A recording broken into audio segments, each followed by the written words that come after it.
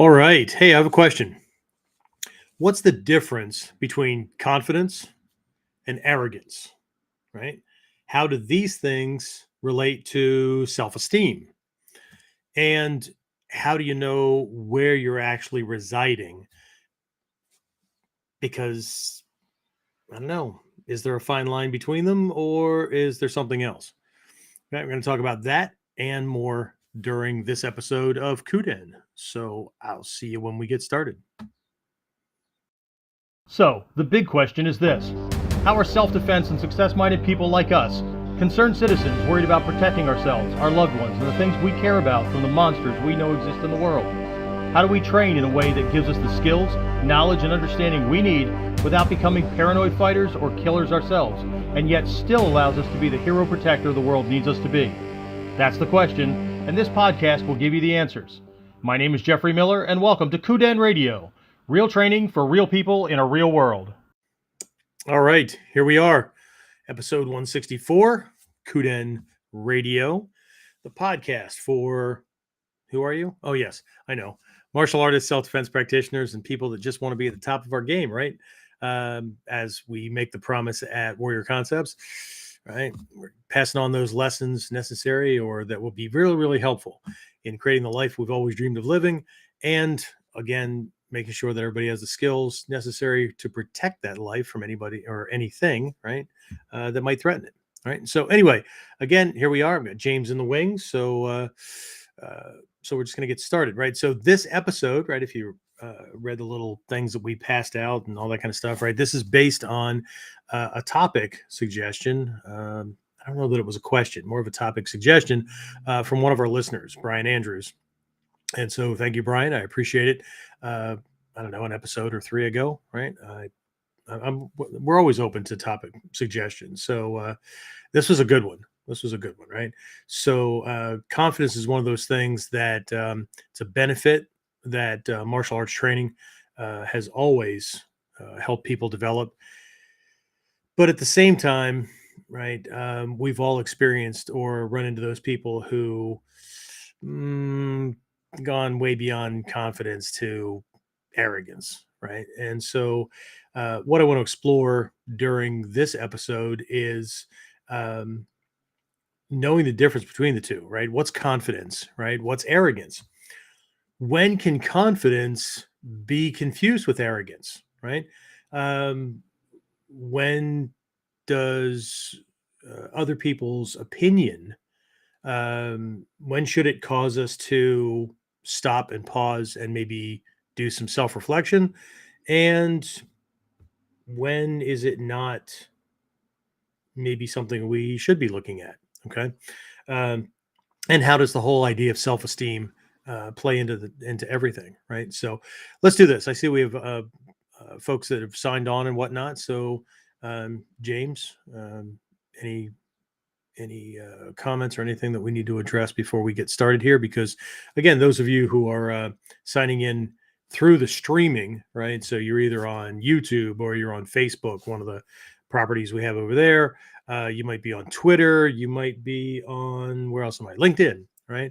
So, you're always free to like toss in some comments or ask questions or just say, hey, right? For those of you who are listening in on the recorded versions, right, over on the podcast services like Stitcher or Google, what is it? Google Play, maybe, and then Apple Podcast, and I don't know, a couple of hundreds of friggin' podcast directories that we're on. You can always send some things into us via the email address that we'll give you toward the end, right? Or if you're on the podcast services, the contact information should be there. Is that right, James? Should be there, right? So cool. So who do we have? Who's on? Who's already saying, hey, who thinks this is a topic worth listening to? Or who signed in because this piqued their attention or piqued their interest?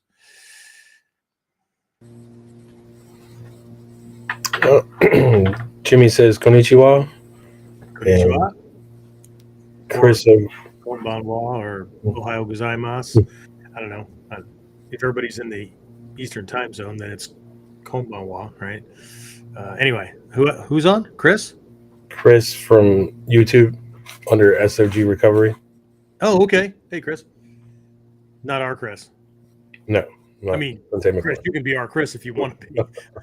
But one of our guys, Chris McLaurin, a couple of weeks ago underwent kidney transplant surgery and procedures and all that kind of stuff, and he's recovering. He had a little crash with his sugar today, so got to make sure he's doing well because we don't want to ruin the new one, right? Well, I'm not going to ruin it unless you come to class and attack me with something, in which case, good target. Wouldn't do that to my friend unless he was trying to kill me, in which case, I don't know, friendship might be in question at that point. Anyway, who else do we have? They're the only ones that said hi or anything. Chris said, excellent topic. Looking forward to this session. Cool. Me too. Wonder what I'm going to say.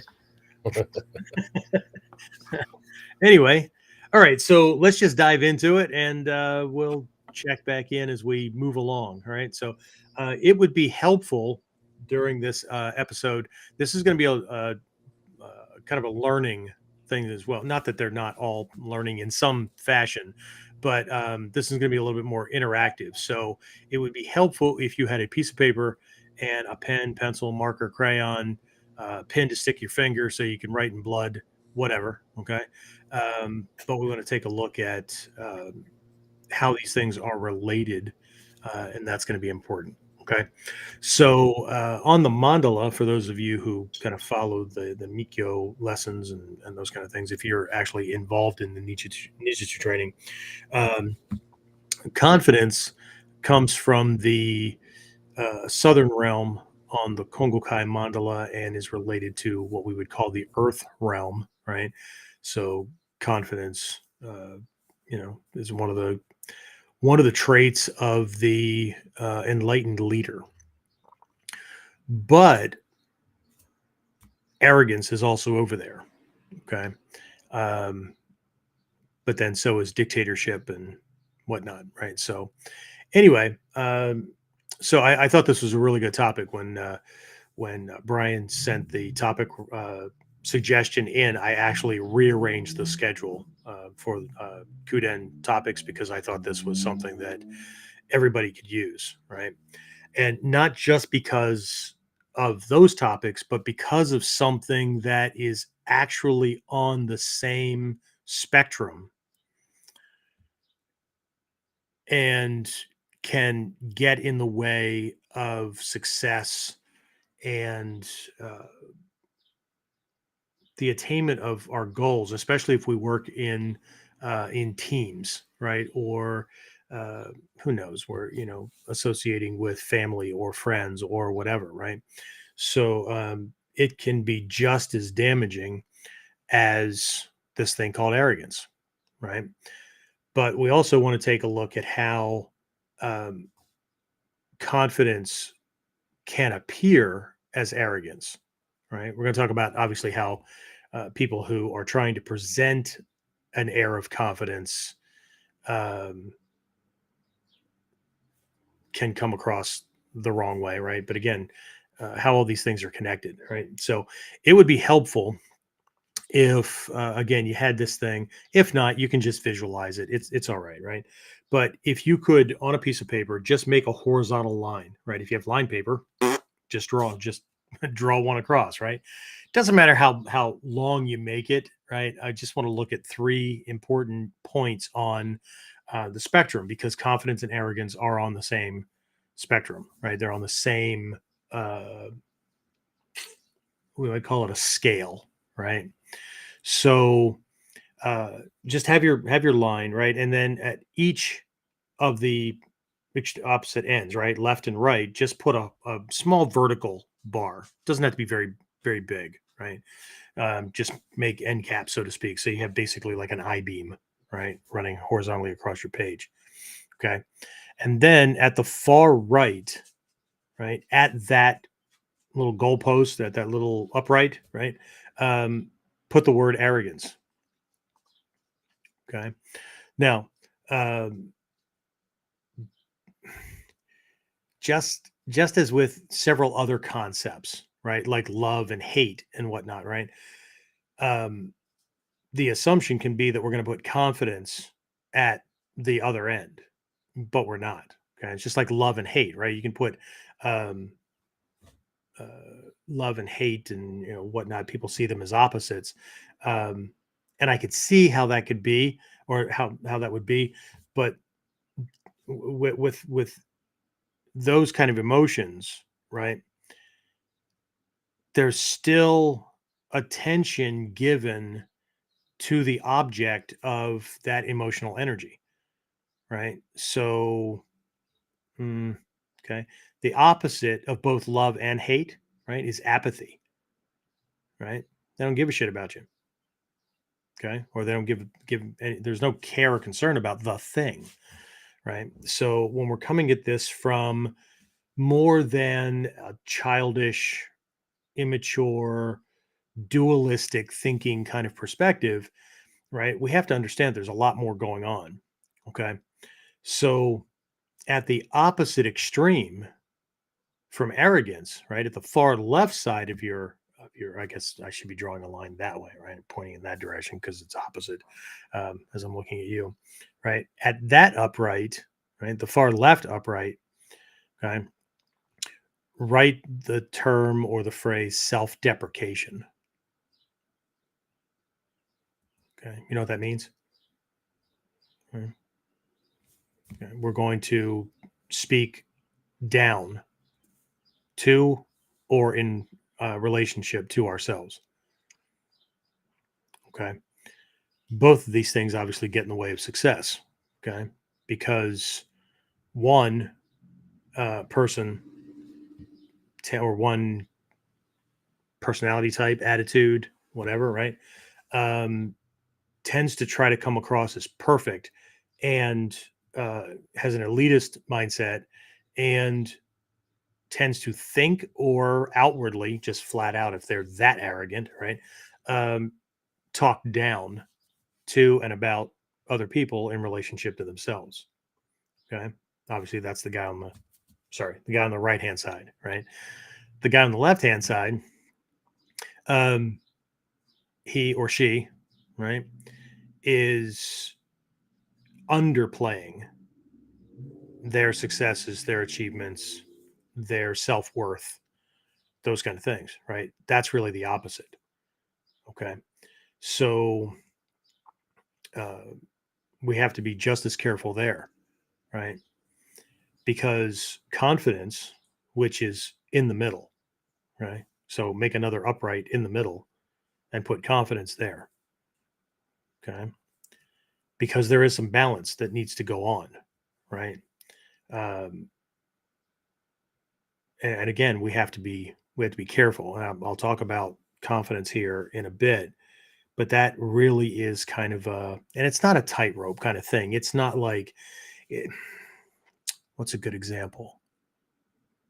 Hmm. It's not like weak parents that won't discipline or punish their children because they believe that, well, there's a fine line between punishing your children and abuse, and you got to be careful that you don't step on the other side of the line. And this is not just my opinion, right? I've heard district magistrates and judges and all kinds of people flat out look at parents who won't do the tough things, right, to discipline and raise and whatever, right, their children. Um, we all say the same thing. There's not a fine line. There's a freaking chasm, right? And the intention behind the action, the motivation behind the action or the punishment or the lesson or whatever you want to call it, right, makes all the difference. Okay. So, and this is what happens when it comes to confidence and arrogance, right? For both the self deprecator and the arrogant person, right? There's a sense of self centeredness, but the way it's expressed is different, but the damage still happens, right? So for the arrogant person, right, arrogance is the need to put oneself above others, not just in the mind, but also in the way the words and the actions get expressed to treat other people, right? There's this sense of loftiness. Um, Again, I'll talk about the self-esteem part here shortly, but um, it's tied to a sense of, while there's self-esteem going on, right? There's a high sense of self-esteem. It gets a little overflated or conflated and exaggerated. Okay. So if we went back to the mandala, right, with that earth realm for the leader and confidence, right, arrogance is an overdoing it in the earth realm, right? It is an absolute need to be the guy or girl in charge, right? And there tends to be um, a concern or almost a fear in expressing or letting or accepting feedback, right, about our shortcomings. Okay. My wife just came home. Let me just close the door here. Make sure the dog is out of my office.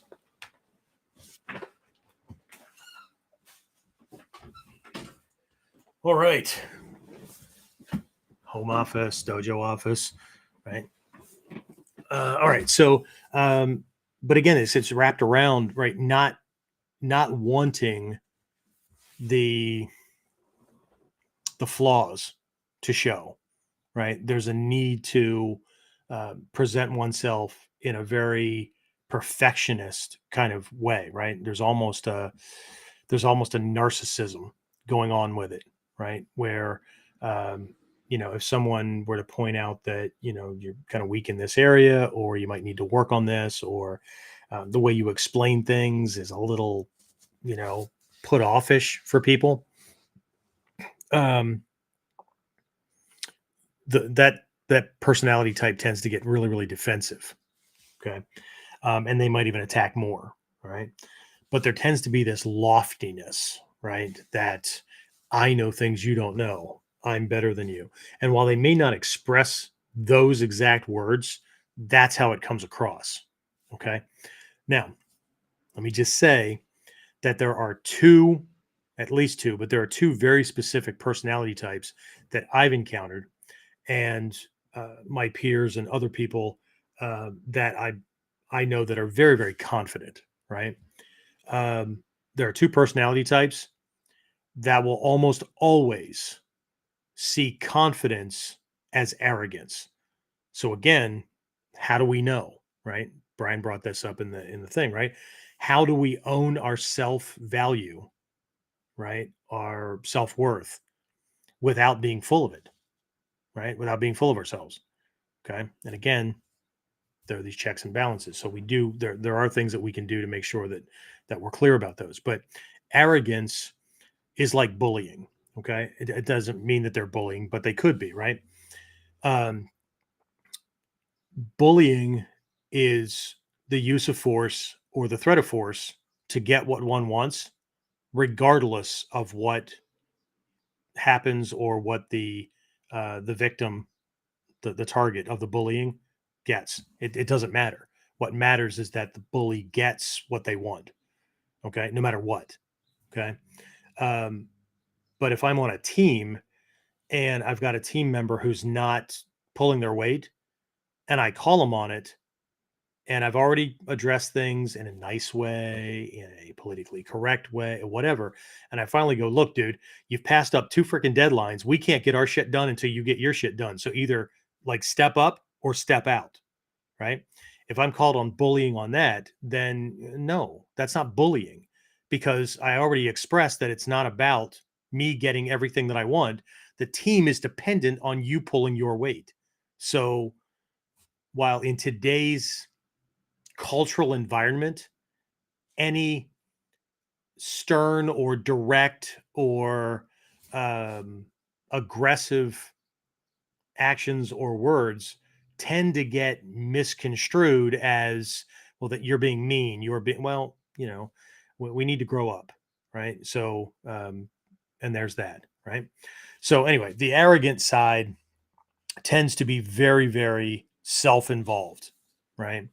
And um, while it's perfectly okay to own one's achievements, I'll talk about that more in a minute, right? This person tends to really like lead with those things, right? To the point where it comes across as um, just being a braggart and, just, I don't know, just flag waving and bell ringing kind of stuff, right?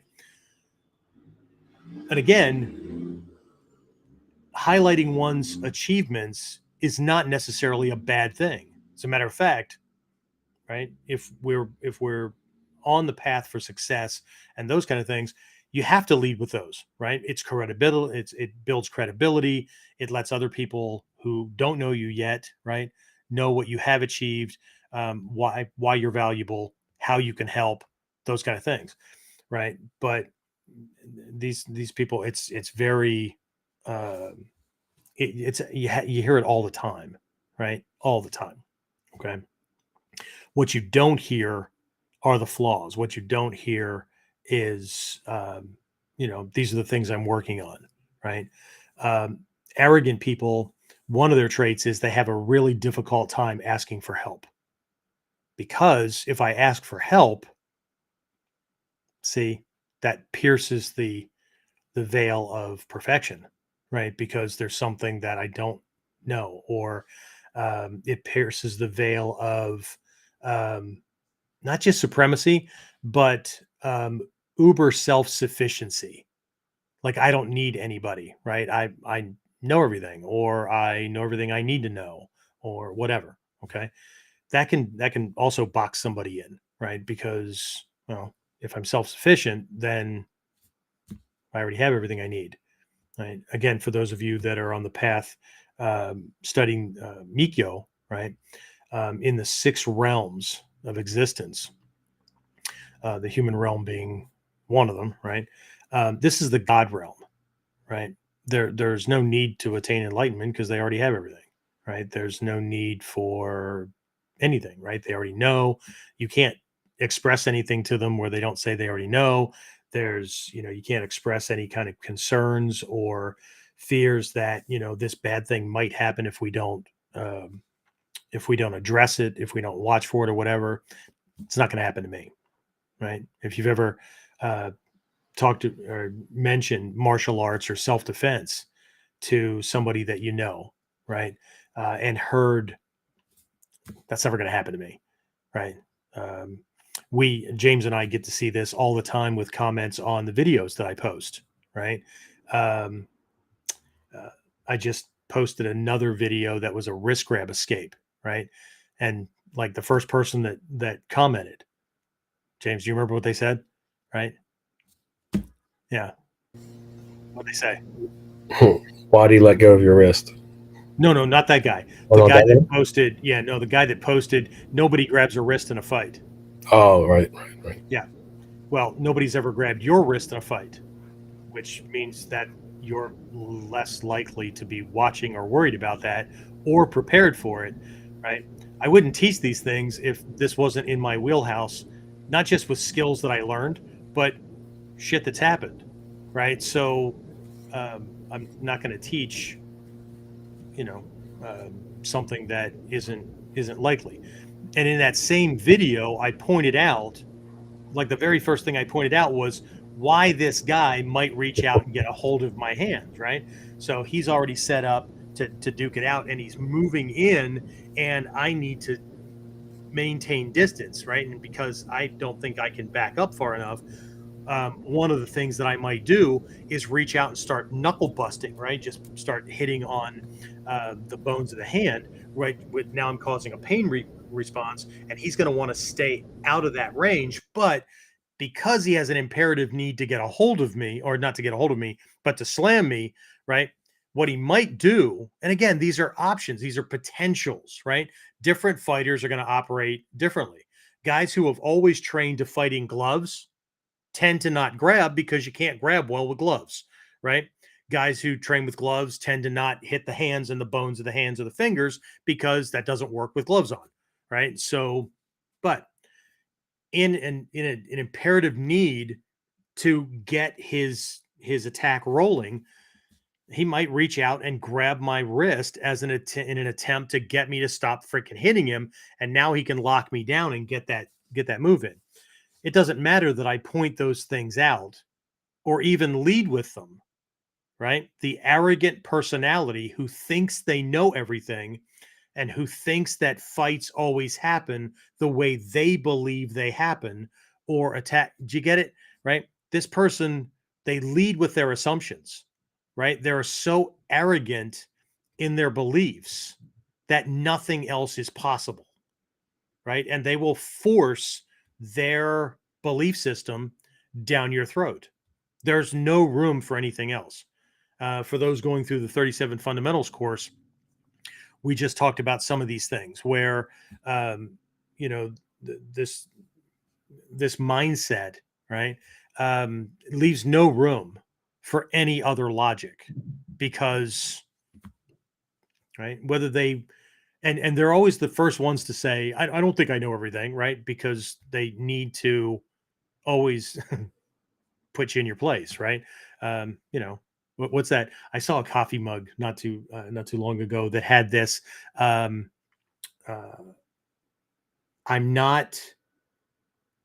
I'm not saying I'm right. I'm just explaining all the reasons you're wrong, kind of thing, right? It's just it's that kind of thing, right? There's just always this plausible deniability, right, kind of thing. And narcissists are big on that, right? They need to express things in a way where they dominate you, unless they can use you, right? If they can use you for their own self gain, then they will put you on a pedestal.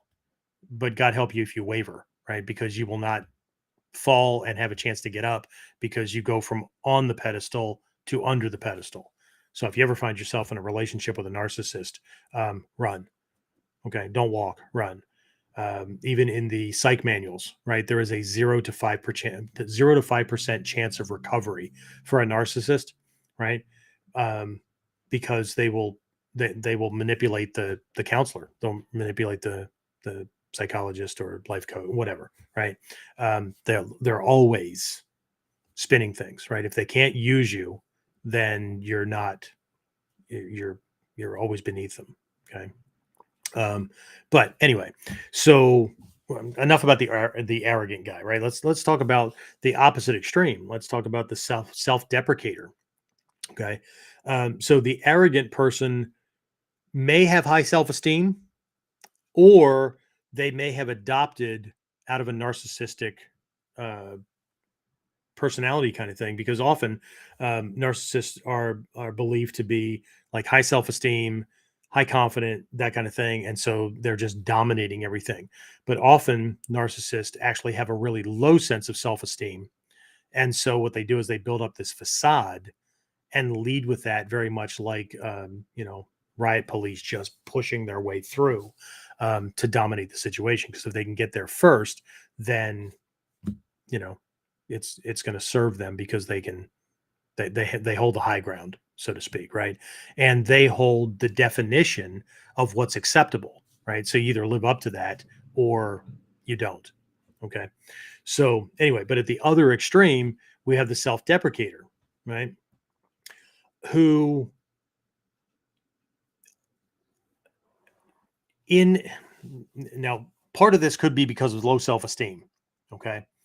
So they don't, and self-esteem, what is self-esteem, right? What is esteem? Value.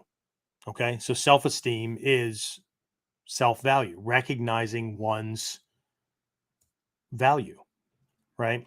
So if there is low self-esteem, that person has a hard time recognizing any of their achievements, right? They're always going to be downplaying them because they don't see themselves as worthy, right? That could have been from luck. It could have been from anything. It could have been because they just gave it to me, whatever, right? But they're so focused on all the problems that they have and all of their flaws that they can't own their successes. Okay. So it's easy to see how this person sabotages their success. It's harder to see how the arrogant person sacrifices their success, okay, or gets in their own way, um, and they often do have a high degree of success, okay, but the alienation that they create often causes like a sticking point or a ceiling that they're going to hit, and they can't go beyond it, either because they won't ask for help, they won't get help because people are jumping ship on a regular basis, or the help they're getting is enough for the person to stay in their realm and not get fired. But there's a sense of fear among the helpers that if they go beyond what's acceptable, they'll be fired, or they'll look like they're trying to, showboat the narcissist or whatever. So um, they're they're going to be put in their place, right? The arrogant person is, because there's always this defensiveness thing going on, but so's the self-deprecator, right? There's this defensiveness because um, there's a sense of not being worthy. That's one type. There's another type, right, that operates out of a sense of fear. Okay.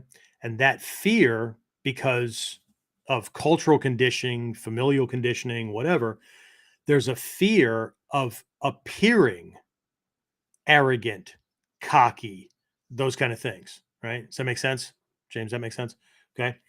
So because there's a fear of it, every time an achievement is recognized or somebody points something out, or hey, you're really good at that or whatever, they will neutralize that with a self-deprecating statement, or they hide behind humility and those kind of things. Does that make sense? Okay. So they run the risk of not being accepted onto a team, or being allowed to stay on a team, because now they're neutralizing everybody else's recognition of their value. Do you get it? So the first person is neutralizing their own. They can't see their own successes enough to move forward, or they won't recognize their own achievements. In the second case, that person is sabotaging other people's perception of their value. And why would we keep you around on a team, right? And there's a little twist in that kind of thing as well, because there's another type of person on the wheel of life, on the six realms. We have what we call the hungry ghost, or the hungry spirits. And while a lot of these names sound like they're these otherworldly beings, like the god realm and the jealous god realm, and whatever, right? um the hungry ghost, or the hungry spirits, this is a personality type. It was an attempt way back in the day to help identify some of the psychology, right? So the hungry spirits, or the hungry ghost, are these beings in the world, these people, right? Personality types that want things but can't get it of their own accord, because for whatever reason, I'm not smart enough, I'm not strong enough, I'm not good enough, I'm not whatever, right? So unless somebody else gives it to them, they can't get it for themselves. On the mandala that we use, right, this is actually in the fire realm, right? So one of the tactics that these people use to get things is they will say the right things. They will dress a certain way. Um, they'll even, I've got a family member who does this, right? They will lament about all the reasons why they can't, so that other people step up and give them what they need. This person in my family has gotten people to buy them vacations. Now that's skill, right? Even though they make plenty of money and could do it for themselves, they've gotten really good at ascending the ladder, right? But also at the cost of alienating other people who eventually just stop, right? And so It may not be vacations that the person's fishing for. It may not be a job promotion. It may not be, please let me stay on the team. It may not be those kind of things. It might be just self-validation, right? They'll use self-deprecation, right? They'll talk down on themselves as a tactic to get other people to say, no, no, no, that's not you, right? You're this, you're pretty, you're smart, you're whatever it is, right? To get the validation. Does that make sense? Okay. So, but either way, right? Both of these ends, they're opposite ends of the same spectrum. Okay. So how does that relate to confidence? Well, actually, before we get there, right? Um, James, any questions or comments or anything that's come up about any of these things? Comment did come in from Okay. Mr. Eric White. Eric White. Yes, the original. The original co-host. What's up, Eric? He said, "I think that confidence." He's the drag racing god now. That's my new name for him. That's right. Right? He's the speed god. He said, "I think that confidence and self-esteem are ever changing. You don't achieve an amount of it and it stays there. It can rise and fall constantly. Cultivating the tools to protect and build both are key, I believe." Okay, cool. Yeah. So, yeah, I'd agree with that. But how does it relate? Because again, there's this spectrum kind of thing, right? And believe it or not, the confident person has both of those things going on, just not to the extreme. Okay. So we should probably talk about the confident person, right? So the confident person, one of the things I do with the kids at the school, at the academy, is try to place these things in a context that kind of makes it easy to understand. Now, it's not easy to work with, right? Because there's a sense of mindfulness that has to go on, where the self-deprecator and the arrogant person, the mindfulness is stuck on a belief, right? The self-deprecator, the belief is I'm not good enough. Okay. I need self-validation. Or whatever it is that I need for that next step, I don't have. Right. So right, there could be belief in baby magic and blowing out the candles or whatever. Right. The arrogant person has this belief that they're better than everybody else. Right. Or they are deserving of simply because of their existence. Right. And so their achievements may be pretty small, but they will just constantly lead with those things, right? Because the achievements are ego's way of self-validation. Okay. So I did these things, therefore, right? I earned this degree, therefore, right? And achievements are not a problem, right? Achievements should be striven for, whatever, right? We should always be, trying to, um, you know, do good in the world, right? If we don't, who will? Okay. And I know, doesn't that sound arrogant, right? Um, but who will, right? If I'm not the protector in the room, who else might be there to protect this group of people?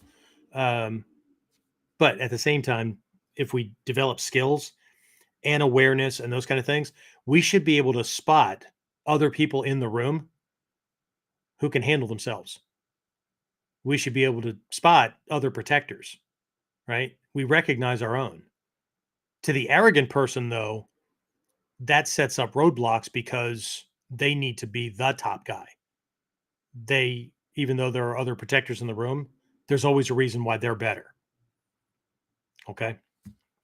Um, Protectors don't have a problem having other people on board, because it's not less that they have to do like laziness. It's they don't have to have their eyes in the back of their head, right? And so I can trust that, right? He's got that corner, she's got that corner, whatever, right? So they don't have a problem working on a team, right? They don't have a problem taking a place on a team, right? If they're in the leadership position, there's a way that they handle leadership as well. Okay. Um, so either way, right? So what we want to do is we want to see confidence as a balance between these two. And what I mean by that is here's the way I describe it to kids at the dojo. Confidence is knowing what you know and knowing what you don't know and being okay with that.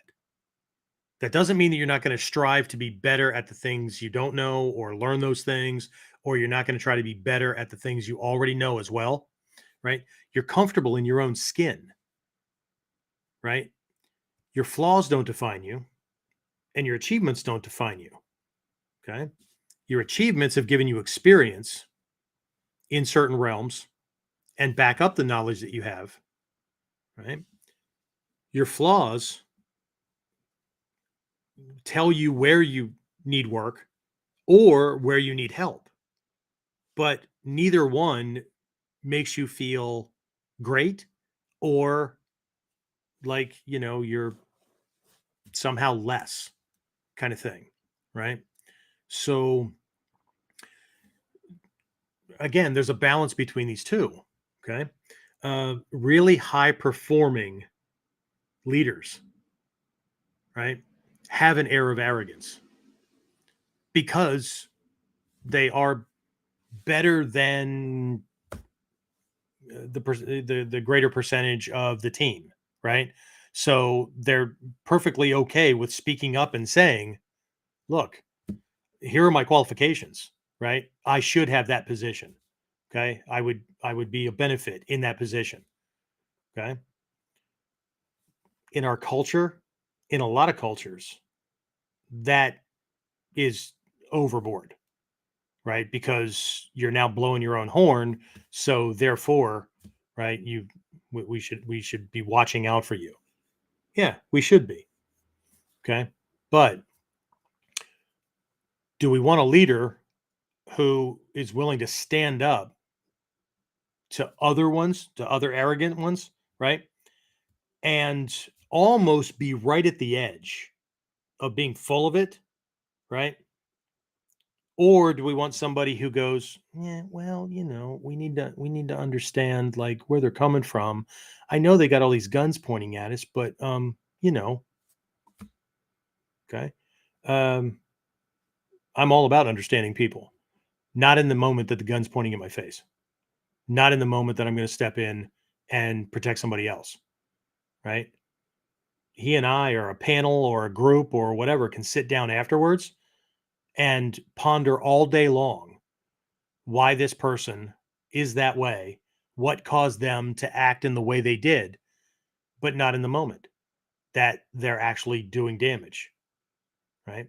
So in that moment, I'm going to say what needs to be said, I'm going to do what needs to be done, and I'm not going to worry about what anybody's perceptions are, because that's not the moment for that. Okay. So the confident person does know what their achievements are. They do know what their value is, right? There is a high level of self-esteem, but they also know what their flaws are. Okay. They own them. Okay. They are theirs, just like their achievements are theirs. Their flaws are theirs. Okay.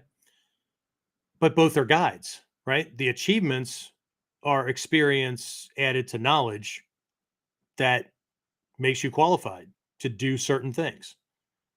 Okay. My experience and my knowledge make me qualified to put out all the content that I put out.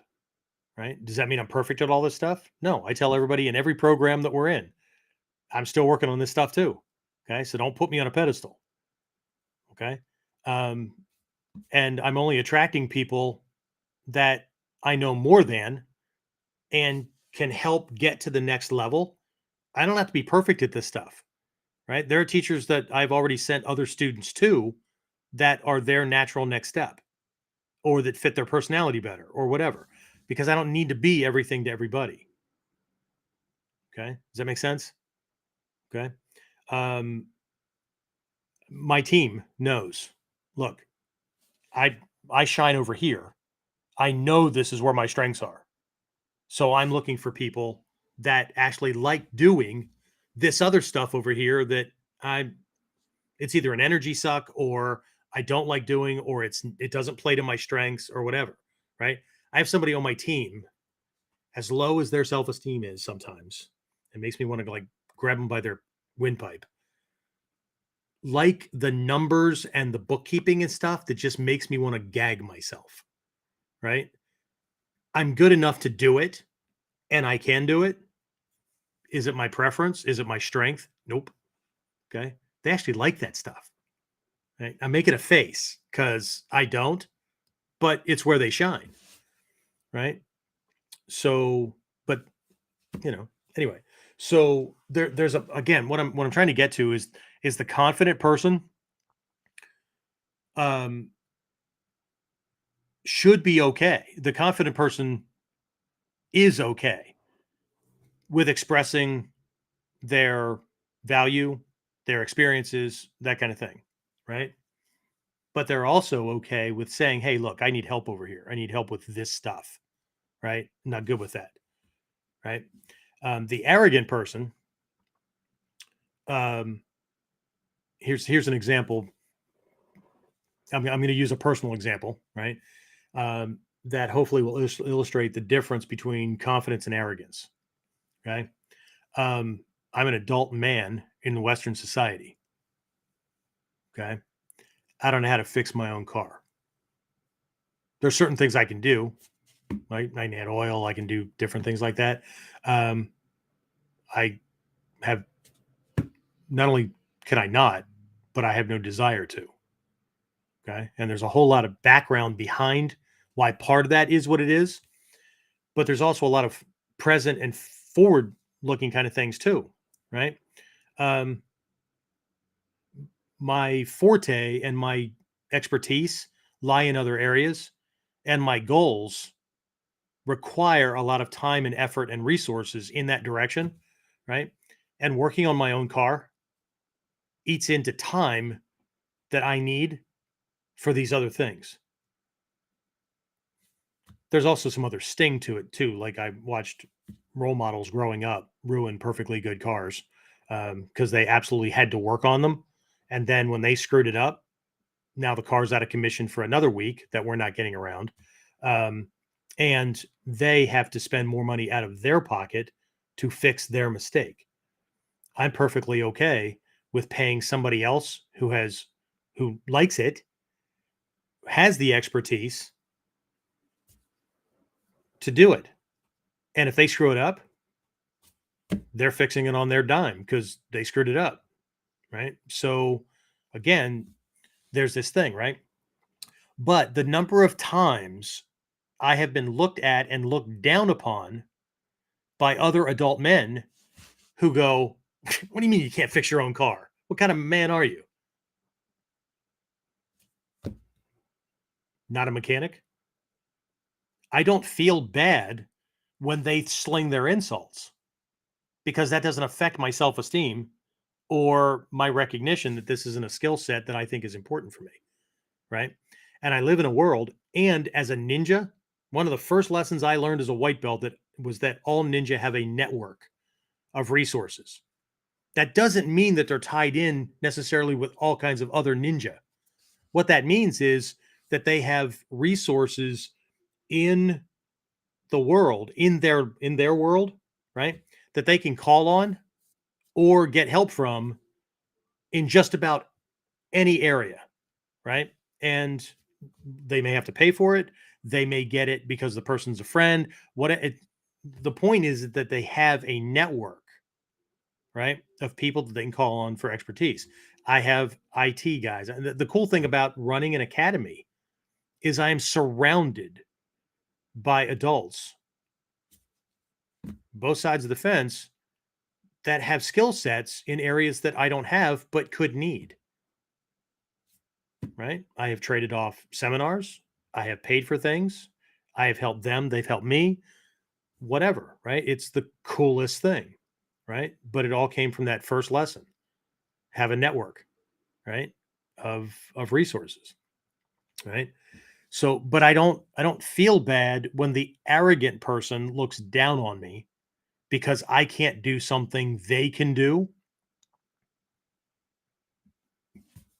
because I know where I stand with regards to that thing.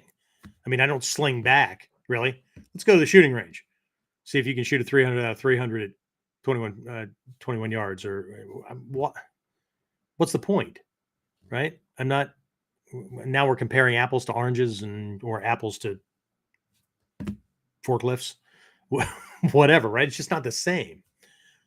Okay. So the trick there, and it's not a trick, right? The confident person is perfectly okay in their own skin. They know what their shortcomings are, they're working on it, or they have help in that area, because they don't have a need, or they have a need for the thing, but they don't have a need to be skilled in that. They've decided that that's not their forte, right? I'll pay for that. I'll get help. I'll whatever, right? Um, but at the same time, they're okay with expressing their achievements, because and when they express the achievements, it's not a bragging expressing, it's in context. Again, my Mikyo students and the people in the Sanji Shichidobon program and whatnot, we're always talking about context, right? It's in context, right? They don't brag about their achievements because they've got nothing else to talk about. Okay. I have another family member that is a hypochondriac. If they couldn't talk about their illnesses, they wouldn't have anything to talk about. Okay? That's that's what I mean. They don't have a need to. Okay. During this week's, I think it's this week's Whiteboard Wednesday. If it's not this one, it's another one coming up, that will look at uh, gaining an advantage over an attacker by exploiting their needs and weaknesses. Right? If you know what they are, like if the attacker is personal to you and you know them, right? You can shake them at their core by attacking their needs or their weaknesses. Right? Psychological warfare is a bitch. Okay.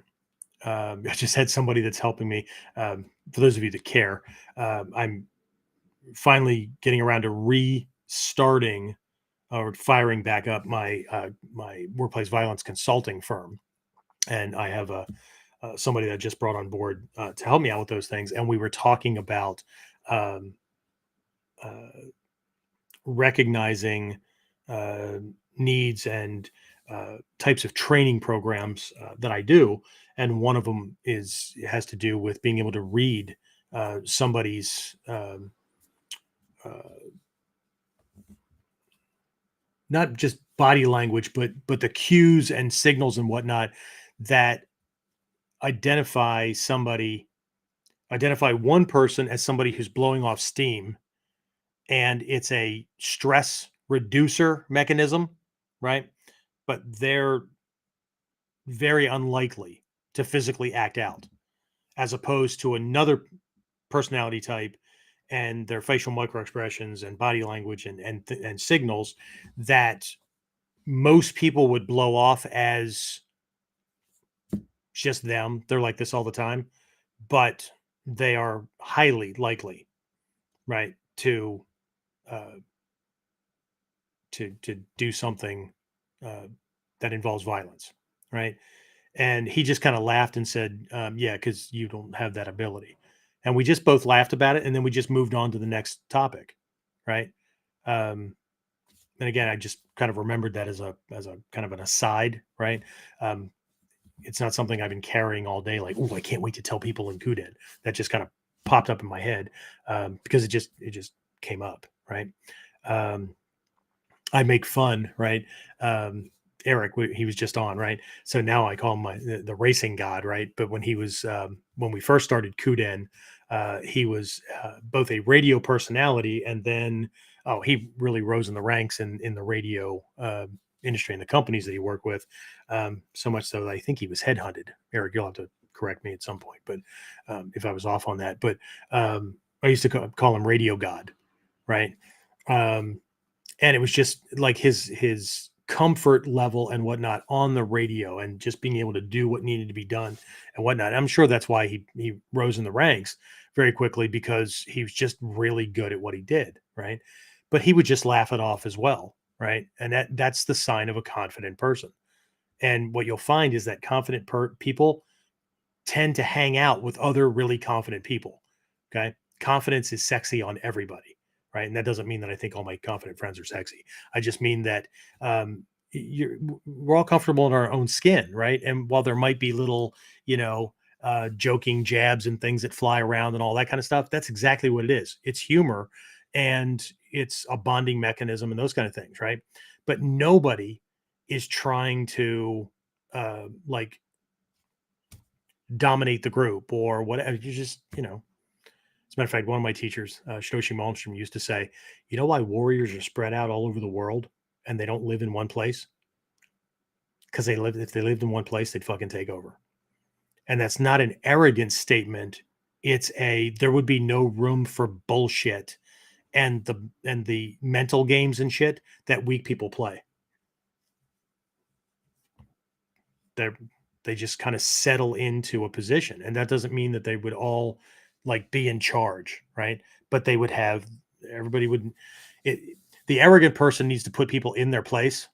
The confident person knows the perfect place for their skill set. They put themselves in their place. It's different. It's very different.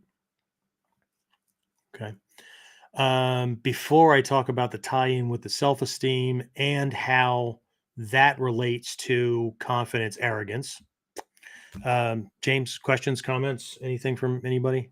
Do you have anything that you want to throw on top of this? Because this has been an ongoing part of your journey as well. The whole owning your worth and all that kind of stuff. So, anything you want to throw on top of this that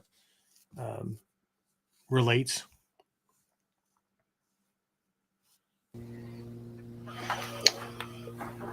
I don't really have anything to throw on top of it. It's still part of the ongoing journey for sure for me. Chris threw in a question / topic suggestion. I can probably hold it to the end so we don't break. Okay. This. But Okay. that was it right now. Well, it's not related to this. It was just a potential offset topic from this. Oh, okay. Okay, cool. But nothing else for anybody else? Not right now, no. Okay. All right. So let's take a look at this idea of self-esteem and how it can connect confidence and arrogance from the outside. Okay. So from one perspective, the dichotomy is that arrogant people tend to feel a need to keep other people down, right? Because they need to be at the top of I'm going to use a Western phrase, top of the totem pole. But as a Native American, well, enough, 5/8. Anyway, the low man on the totem pole phrase, right? Most people think that of what, James? What do they think when you hear low man on the totem pole? Like the newest person, usually. Yeah, except that's not the way totem poles are made. Right. The high man on the totem pole is the newest guy. Okay. The low man, the lowest image on the totem pole, is the bedrock. They are the foundation of. They're the keeper of the rules and laws, and they're the inspiration, the motive. They're the thing that holds everything else up. Okay. So it's a misnomer based on outsiders trying to look in. Just like when Western martial artists looking at a Japanese or Chinese martial art try to translate not just a foreign culture's thing, but a foreign culture's thing centuries back that can't even be translated well by modern people in that same culture. Right. But, since the words are the same or the translation's the same, there's that arrogance that pops out like, oh, I know exactly what they're talking about. Okay. One of the first things I do in all my programs is do what? Translate certain words so we're all on the same sheet of music, because there's too great of a possibility for mistranslation, misunderstanding. Okay. Um, but we're not taught that, right? Most people don't know that in the federal laws of the United States, the way they're written, okay, the term or the phrase United States of America or United States, right, shows up twice, and the word state shows up twice, two different ways. Okay. One, let's just take United States. One way is capitalized, capital U, capital S. Okay. In another way, it's not a misprint. It's lowercase u, lowercase s. In one case, lowercase, both United States, that is pointing to the collective United States, the collective. When it's capitalized, it's talking about the federal government. It's completely different. Okay. When the word state shows up and it's lowercase, it's identifying a state within the collective United States.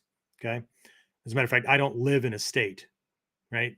The state of Pennsylvania has a different connotation than the Commonwealth of Pennsylvania.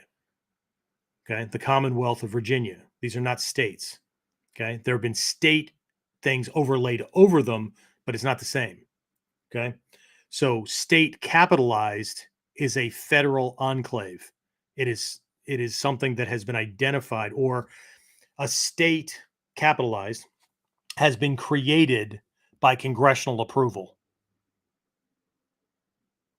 Most of the Midwestern or Western states applied for statehood to the United States, right? And then Congress voted on it. Well, their internal thing did, and then they were voted on.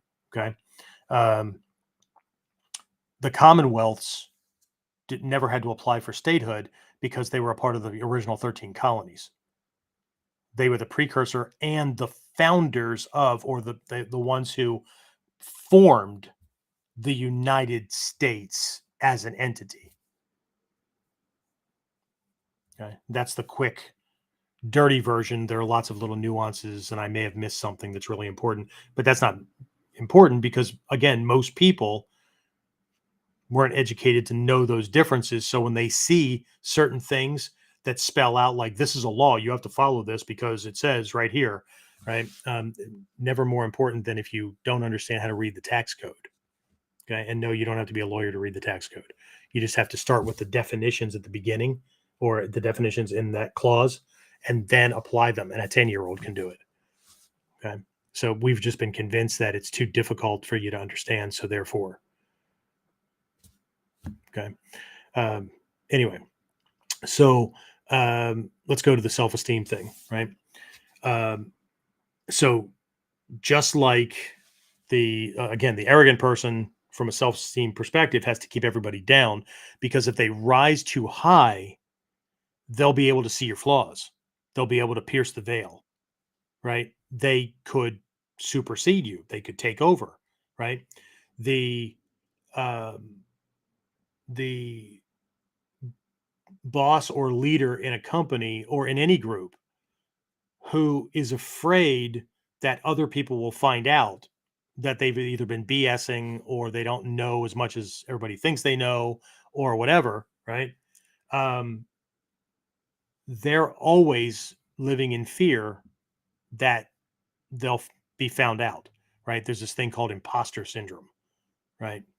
That there's this underlying current going on, right? So they need to always be outmaneuvering, or they need to be putting people in their place, or they need to be firing people who are potential threats, or you get the idea, right? Or they need to be moving up and onward or laterally or whatever so that they're not found out by the previous group and the new group is a do-over, right? So they get to rehash the same kind of things, right?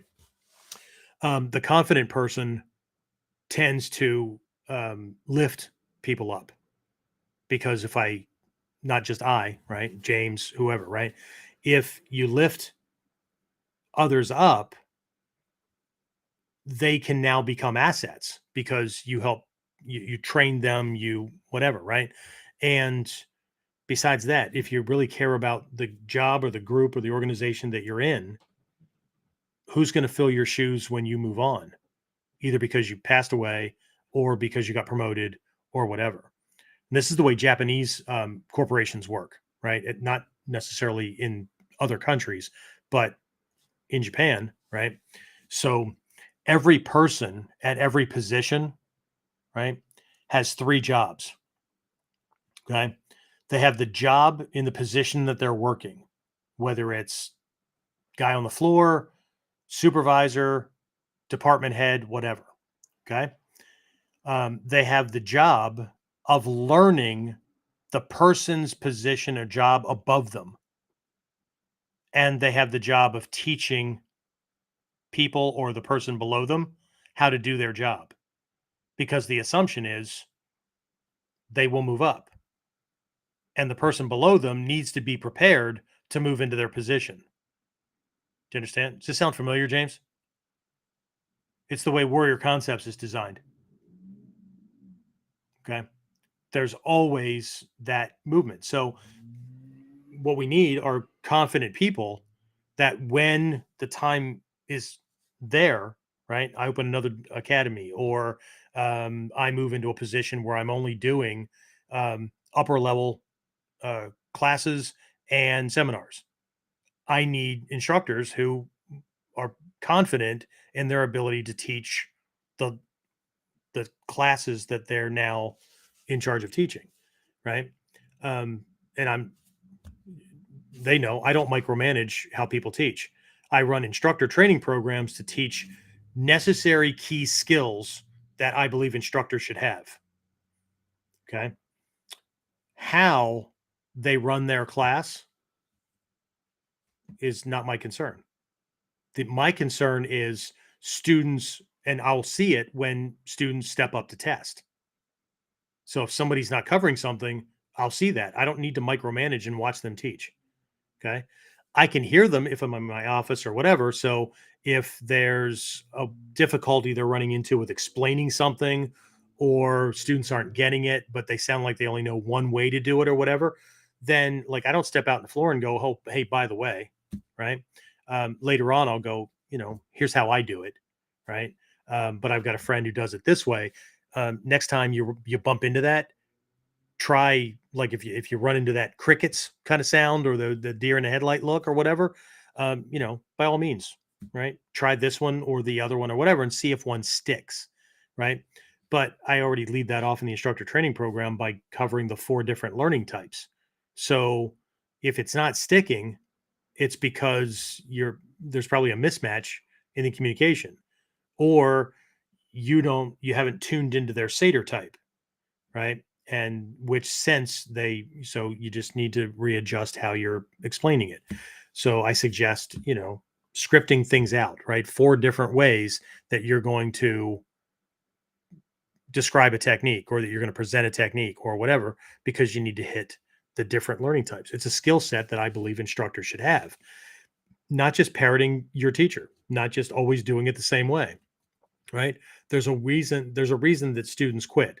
Sometimes it's life. Sometimes it's their commitment. Most times they're not getting it or they're not getting value from class. So The first thing that instructors learn in my instructor training program is what, James? Every single class, a student is either one step closer to black belt or one step closer to what? The door. The door. And it's the instructor's responsibility. First, while it could be something else, the confident person accepts responsibility first before throwing blame or excuses. The arrogant person does not do that. Okay. We know what the self-deprecating person does, right? They automatically assume it's their fault, but not from the same perspective of responsibility. It's from the perspective of low sense of value. They suck. I suck. Okay. That's already problematic. Okay. So anyway, all right. So, but there's another one. Just like I covered two things on the extremes, there's two things going on here, right? Low self-esteem in relation to confidence and arrogance. Okay. There's two personality types that will almost always have a problem with a confident person and see confidence as arrogance. Okay.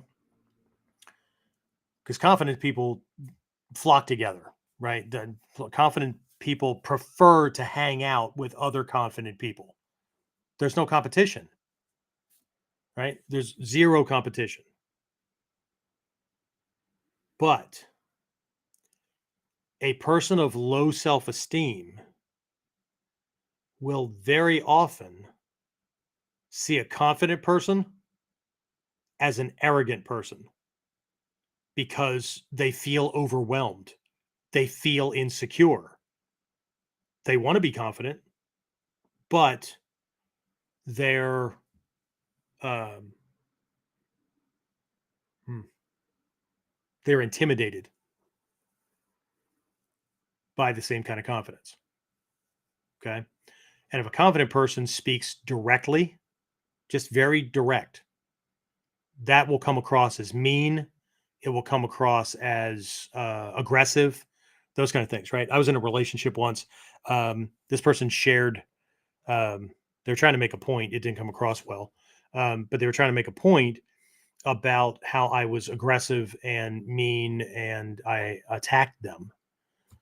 And okay, so the confident person always is self-aware. They're self-checking. Okay, so if somebody says something, they'll almost always like check. They don't default to defensive uh, counter aggression kind of thing, right? They'll double check. So what I said was, can you give me an example? Yeah, I can absolutely. Let me get my, because I journal everything. So, well, they read this thing and, I said, she said, he said, whatever, right? And I remembered the incident. It was like a week ago, right? A week previous to this conversation. And I said, what I said was this is what I said, right? Yeah, those were the words you used. That was just a direct answer, right? And what I realized was they were so conditioned from childhood up that you don't speak that way. They were taught that that's rude to like speak directly. Like, I want this thing. Okay. Not, I want this thing or else, right? I want this thing. Okay. Um, that, that kind of speech was either rude or it was aggressive. Okay. And just the gist of the situation was, um, they were manipulating and hinting that they needed me to be um, a yes man, regardless of the logic of the situation or regardless of how I saw what was going on. Okay. And I said, no, I won't be that person. If that's what you're looking for, then we need to seriously renegotiate our relationship. And that may require that you and I part ways. They saw that as an attack. Okay. So low self esteem people are very intimidated by confident people who just speak very plainly and directly. Because the way I finished that conversation was, if I were to be aggressive or mean, um, you would soil your pants. Okay. Um, and I get it. I get how that can come across. Okay. But the reality is that some of us have ducked bullets, not figuratively, and anything that won't kill me can be worked through. It's not going to make me shake in my boots. You being angry at me does not make me shake in my boots. Okay. We can have a discussion, but I'm not afraid of somebody being mad at me. Okay. Because it's not going to kill me. And if it is going to kill me, that's just not somebody mad at me. That's that's a different situation. Okay. So the one person that will always conflate confidence with arrogance is somebody of low self-esteem. The second person is a control freak. They must be in control no matter what. Whether they know where they're going or anything, they just need to be in charge. Okay. So confident people bother them because they don't get compliance from confident people. If it doesn't seem logical or whatever, right? If you can't make your case well, then it doesn't go well. Okay. So that kind of person will see a confident person as being arrogant, or they will use, they don't see them as arrogant. They know what's going on. They will do name calling and call them arrogant or cocky or whatever in an attempt to gain compliance. Does that make sense? Okay. It's just all mind game kind of things, right? So, but again, the confident person always does a self check. So here's a litmus test. Okay. Because part of Brian's thing was, how do you own your self worth without being full of it? Right. And this is what a confident person is always gauging, right? How, where's the edge? How do I get things done, but not get people to melt or piss themselves? Or how do I, because sometimes an arrogant statement will come out. The person's not trying to be arrogant, but they will say, look, I'm the one with the skill set here, right? You're either going to help or you're not. Or I've been known to say, it's my school, my name's on it, my vision. You're either going to help or you're going to find some place where you can set up your own camp. Okay. And that's just the way it works. My name's on everything and all the risk is mine. Okay. You can see it as arrogant all you want, but my name's on the lease. I have to pay if the school folds, regardless. It doesn't just go away like people that do their little renter hopping thing, right? And hoping that it doesn't catch up or they don't get sued, whatever, right? My name's on the IRS documents. My name's on. So I'm the one that has everything to lose, including my personal property. So anybody who wants to have a pissing contest can go have it with somebody else because my name's on the line. And that's just the way it works. I took the risk, right? So, right. But James, how many meetings do we have where I go, this is what we're going to do, and there are no questions? I don't remember being in one of those. Because, right, I want to know, okay, Right. who can help with whatever, right? Here's where I think we need to go. Am I missing something? How many times do I say, am I missing something? Does anybody say anything that I'm missing or whatever? Right. Okay. We need to get this moving. Any ideas for a priority? Those kind of things, right? So if I already think that something needs to be a priority, I say it, and then like, who can help with what, right? Am I missing something? Those kind of things, right? And again, I'm not intimidating James because he's in a different office across, in a different town or whatever, he and I will be sitting tomorrow, right? We have these meetings all the time, okay? But I do have a hard, fast, can't, won't rule. If you're on my team, there's Mhm. only two positions that you will occupy, okay? You will be meeting whatever the deadlines or whatever agreements we have or whatever, or you won't, okay? If you won't, or not if you won't, if you can't, right? That has two parts. There's a can't and a won't, right? If you can't, that's my problem because that requires training, right? Or I brought somebody on that I misread them and they can't do it aptitude wise, commitment wise. They're overstretched in their job world, family world, whatever, that kind of thing. But typically it's a training thing because how many times do I ask, is this going to get in the way? Is that, Sure. Right. James, how long is it? How far is home to the dojo for you An hour. currently? An hour, right? So, yeah, is this going to work? All that kind of stuff, right?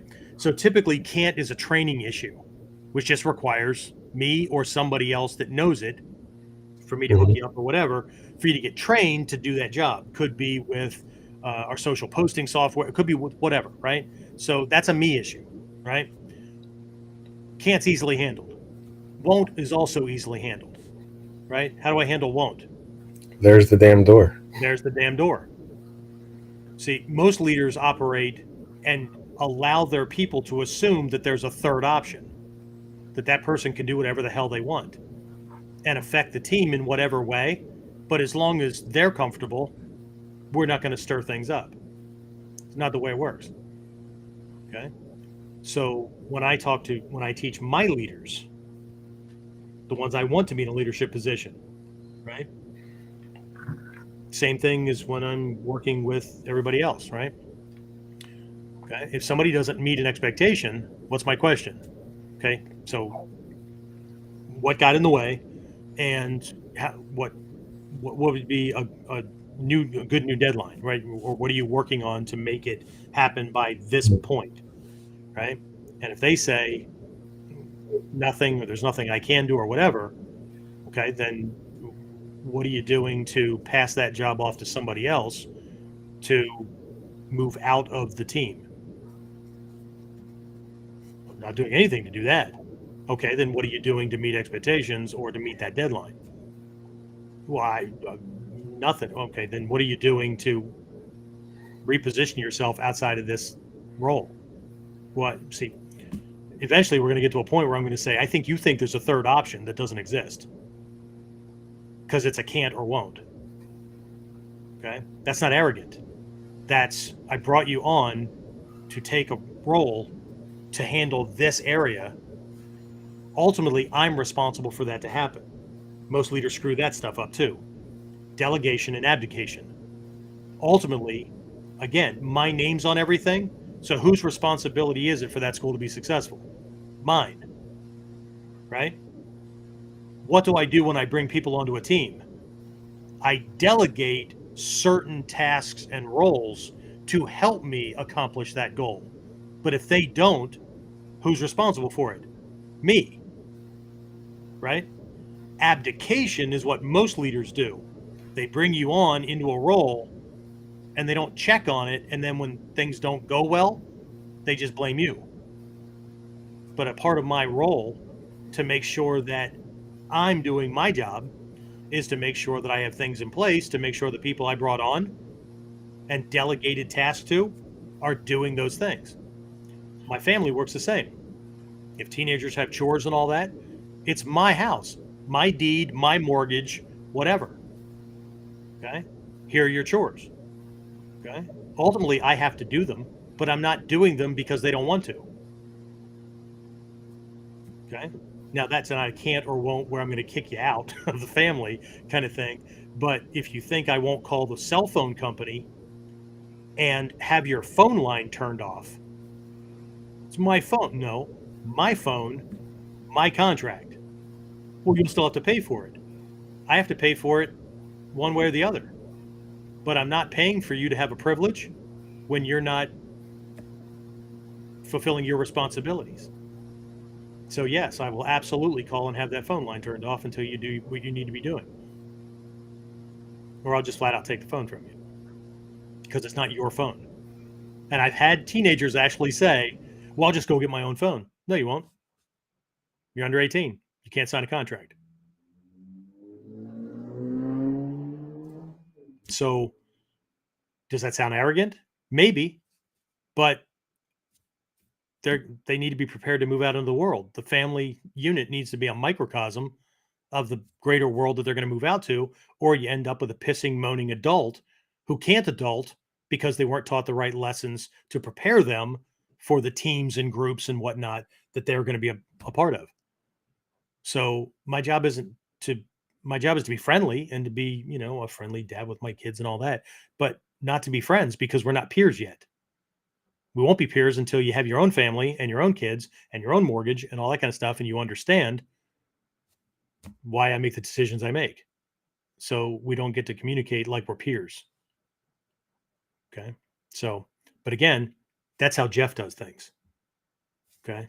I'm not suggesting that anybody do those things, but that comes from a base of my world. Okay. So does that mean I don't make mistakes? No, my wife and I have discussions about things that we think the other one did or could have done differently or whatever. So we just agreed that my wife will communicate a certain way and I will communicate a different way. And that puts a different hierarchy in the house. Okay.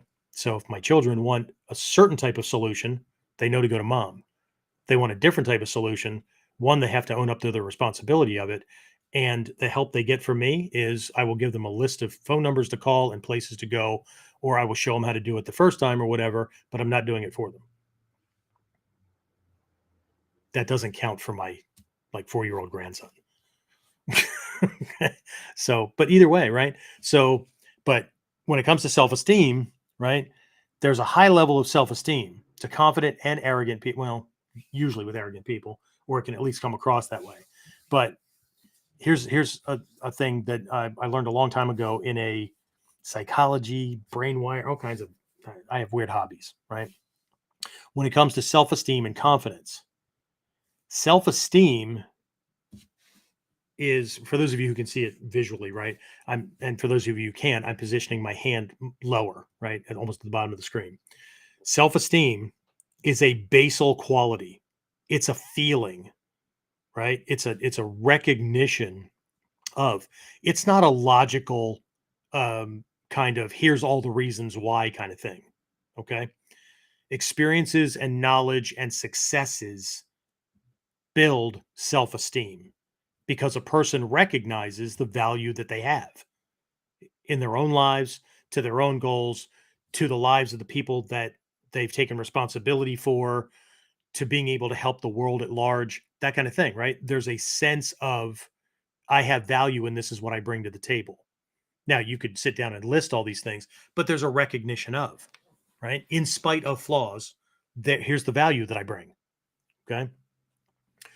Confidence sits higher and it sits above self-esteem, self-worth, self-value.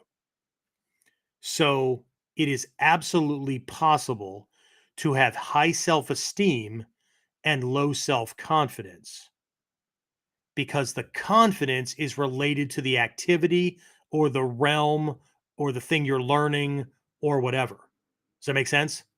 Like I can have low confidence because I'm moving into a new realm. And so I'm not sure of myself and my ability to produce results in this realm. But that doesn't shake my foundation of my own self-worth, right? I don't run into problems learning something and then call myself stupid or say I suck or whatever. Does that make sense? Okay. Because I myself don't suck.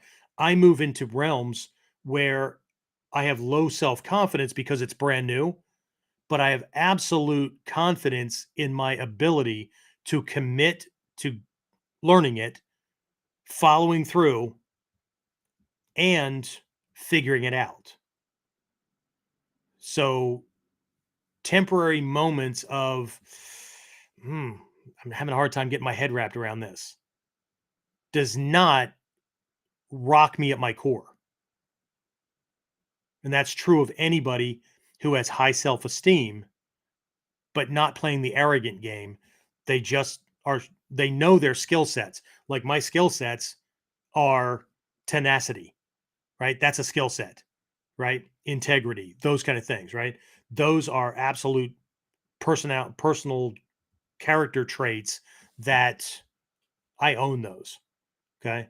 My ability to solve problems, right? Yeah, but what if you can't figure it out? What will I do, James?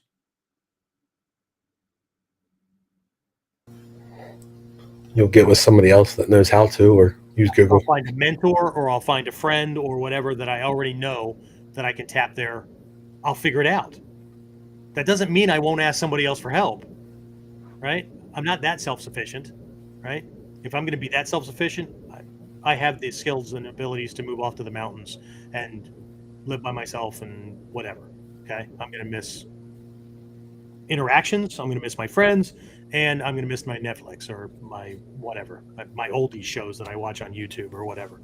Right. I'm also going to miss watching students' eyes light up when they have those aha moments, because that's part of my life purpose. Okay.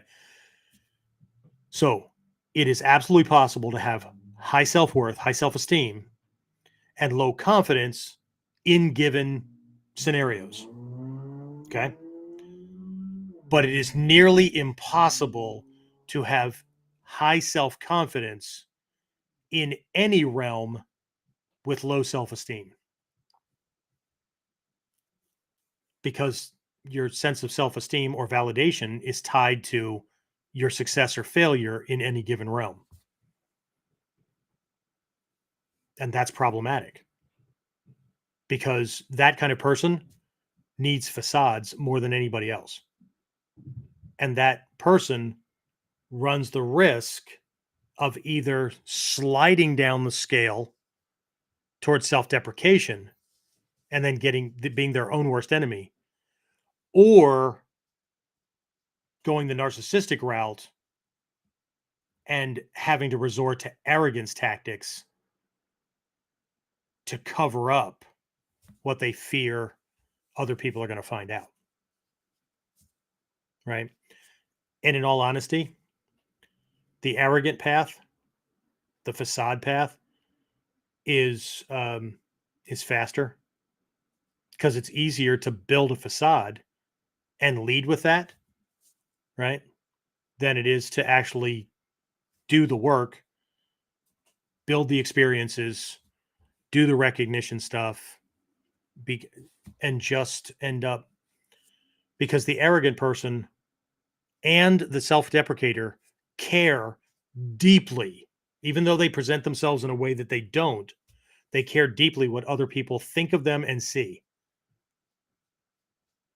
The confident person who's comfortable in their own skin. Now, there might be some people that they don't want to let down, they don't want to disappoint or whatever, and they do care. Like, I care that my kids know that I would take a bullet for them. Okay. But their opinion of me, because of a decision I made out of based on their their safety and their benefit and all that kind of stuff, even if it's an unpopular opinion, that doesn't shake me. Okay. And for what most people, there was a really good book, and I highly recommend this to folks. I have it on my bookshelf somewhere because my wife almost threw it away, and it was like one of the first self development, self-esteem building books I found on my journey. The author's name is Terry Cole Whitaker. Cole Whitaker is hyphenated, COL hyphen Whitaker. Terry, Terry. It's a woman. The title of the book is "What You Think of Me Is None of My Business." And the cool thing about this book is it's not just your everyday self-esteem book, right? Every chapter is laid out with a given thing to work on, but there are self-assessments and actual, like, worksheets and things to do, right? To track progress and stuff like that. It is absolutely an interactive book. I highly, highly, highly, did I mention highly recommend that book? And even if you don't want to get the book, don't ever forget the quote that confident people would probably never say unless they needed to put somebody out of their own place, right? I don't need to put somebody in their place. What I need to do is get somebody to back off and stop bringing their bullshit into my realm. And that is, what you think of me is none of my business. Okay. The only people that I care about what they think, and only from a responsibility, integrity, uh, honesty perspective, are my students, my staff, and my family. Okay. The trolls online, I don't care how good they are as a fighter, right? If they're being arrogant and telling me what's true, what's not true, or whatever, what they're missing is from my experience, from my perspective. Okay. I don't argue perspective. You and I can be the exact same rank, have the same expertise or whatever, and have taken two completely different routes to get here. And neither of us are going to question it. We're not going to sit around talking about like martial arts and if we're talking about those kind of things, we're sharing information back and forth because we're trying to learn from each other and help the other person grow as well, right?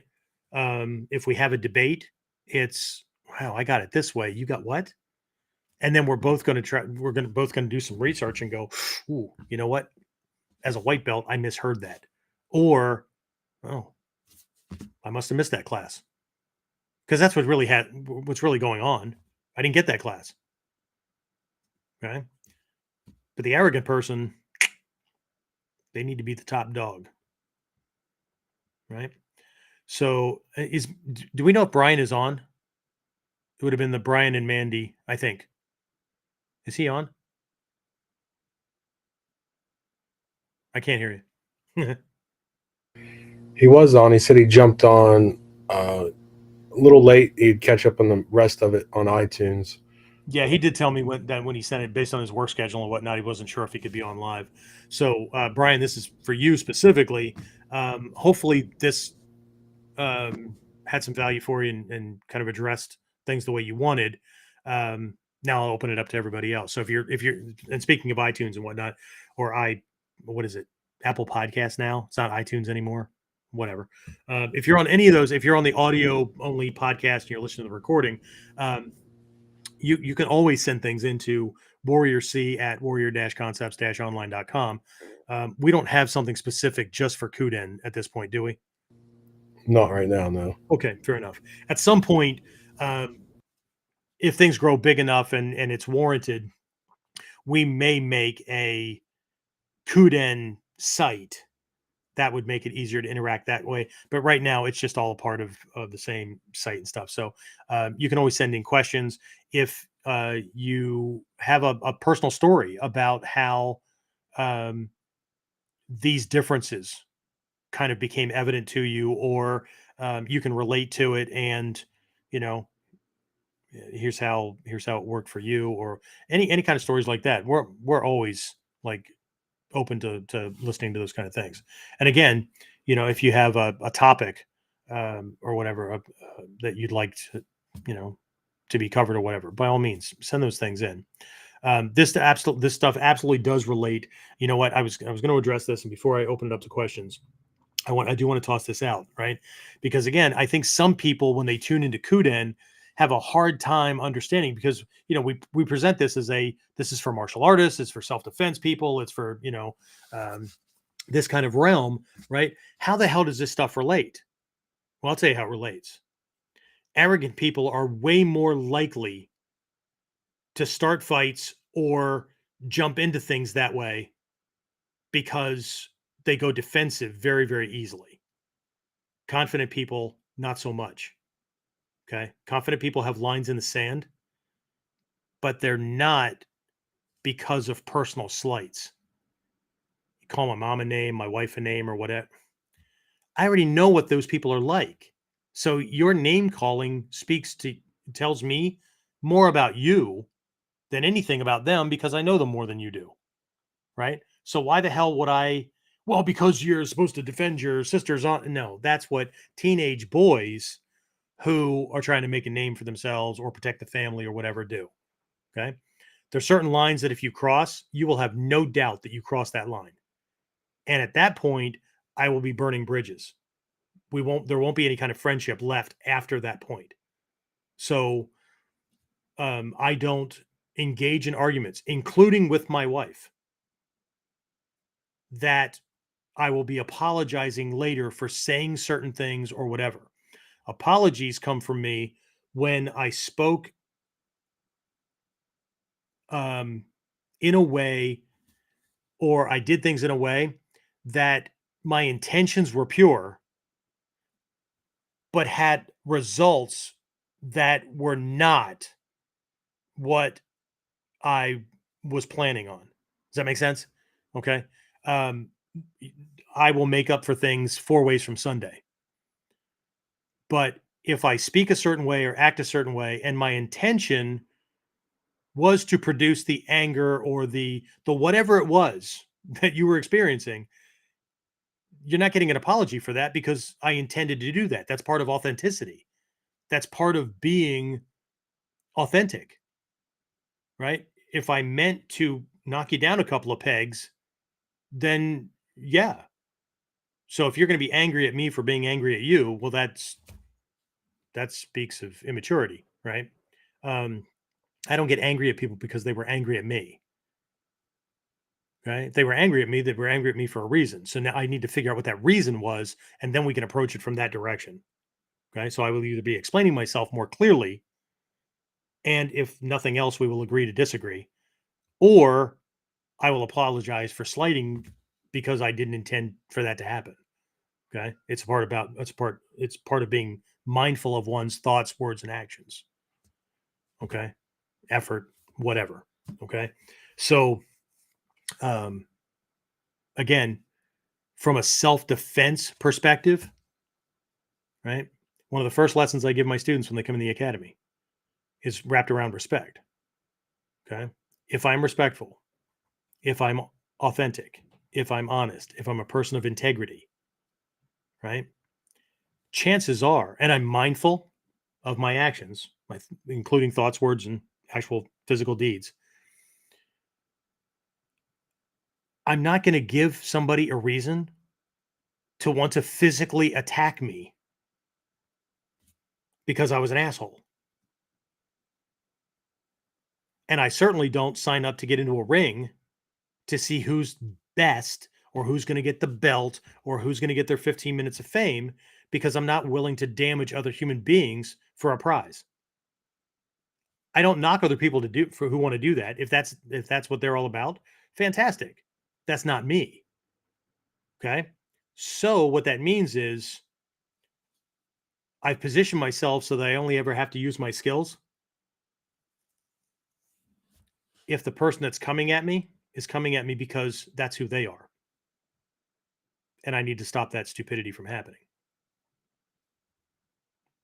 But I've gone to great lengths to create a person, me, that I don't have to worry about people attacking me because of gestures I use and if I do that, right? James is chuckling over on the side, right? If I do that, right? We do that stuff jokingly. I'll walk in and say, "Morning, punk. What's up?" Right? Or whatever. We do things and everybody laughs. Right? Somebody on the outside that doesn't know anything, oh, that's barbaric. Why would you do that? It's the nature of our friendship.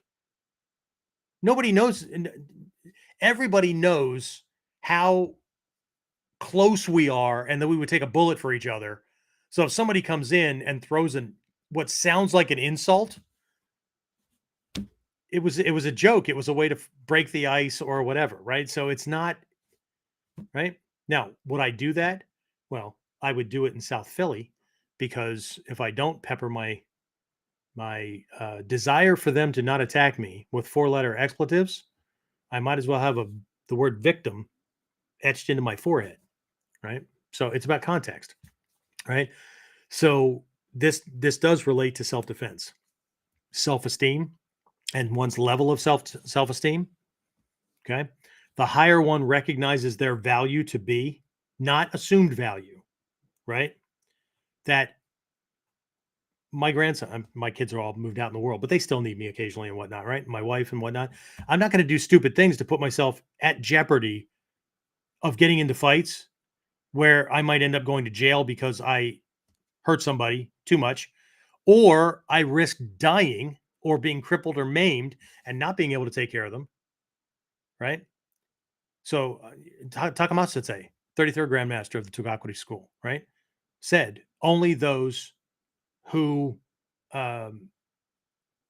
know how much they have to lose, right, will be warriors, right? Because they don't just arbitrarily throw them. They're not going to be fighters because there's too much to lose, right? Only those with nothing to lose take every challenge, step up to fight, whatever, because their name is all they have. Their reputation is all they have.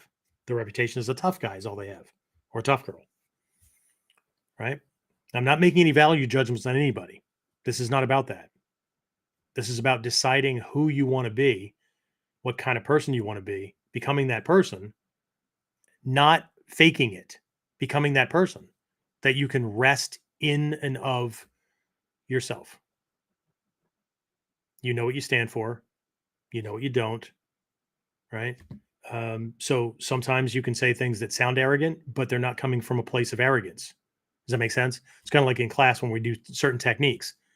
When I say, okay, we're going to do this movement and a pull happens, but I'm not pulling. A push occurs, but I'm not pushing. Okay? It's the same thing. I can say something that sounds arrogant, but it's direct. It's not coming from a place of arrogance. It's coming from a place of confident, in this place, groundedness, right? This is my realm. You don't get to come into this thing and cause damage without something happening. That's not the same as you can't say these things or do these things or whatever without me physically accosting you or getting into a fight. Because even if you won the fight, it doesn't make you right. And what if you lose? Does that make him right? I'm holding my ground. This is my house. You stepped in here, but that personality that's competitive, if I lose, does that make him right? Can he now come into my house whenever he wants? See, that's stupid. That's not a protector's person mindset, right? That's a gambler's mindset. I don't gamble with my family's life. Okay? Anyway, so now that I got that out of the way with tying self-defense back in, questions, comments, complaints, I'm good for those too. Paula Miller had a couple comments. Paula always thinks she can know. I'm just picking because Paula's an ex sister-in-law. She's always gonna be my sister, but you get the idea, right? Legally. Anyway, what's up, Paula? What's up, sister? From a different mister? She said, confident people are not afraid to be wrong. An unconfident person is afraid to be wrong. Absolutely. Absolutely. The number of people, you've heard me say this, right? And she's probably heard me say this.